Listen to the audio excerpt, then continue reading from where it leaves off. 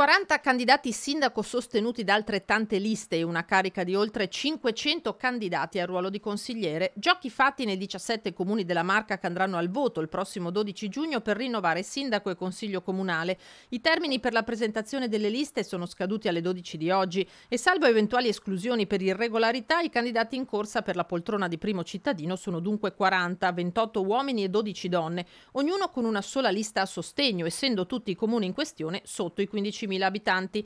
Nessuna necessità di secondo turno, dunque. Alle urne saranno chiamati quasi 102.000 elettori, suddivisi in 104 sezioni, su una popolazione residente di 110.000, mentre per il referendum i trevigiani al voto, la totalità degli over 18, saranno circa 600.000. A Casale sul Sile 3 sfidanti, Lorenzo Biotti, Graziano Sartorato e Stefania Golisciani, a Susegana solamente 2, Gianni Montesele e Maurizio Trentin. Sfida a 2 anche a Trevignano tra Franco Bonesso e Gino Pozzebon, il decano dei candidati con i suoi 82 anni.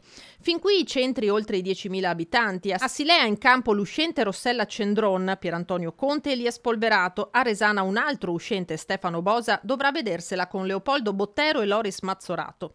Il comune con il maggior numero di candidati nella Marca è Cessalto. Anche qui l'attuale sindaco Luciano Franzin dovrà difendere la sua leadership da 3 rivali: Emanuele Crosato, Edoardo Niers Carretta e Marzia De Favero.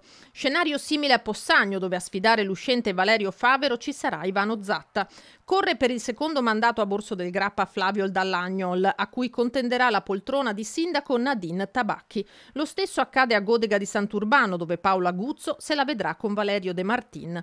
E a Zenson di Piave, qui Daniele Dallanese avrà come sfidante Deborah Lorenzon.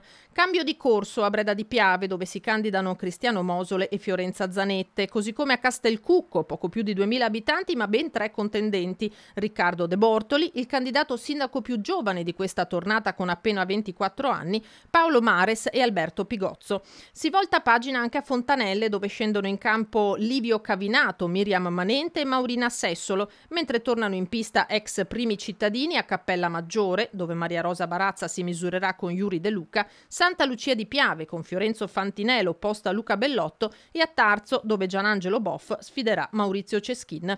Quorum unico avversario dell'uscente Gloria Paolon, candidata a Segusino.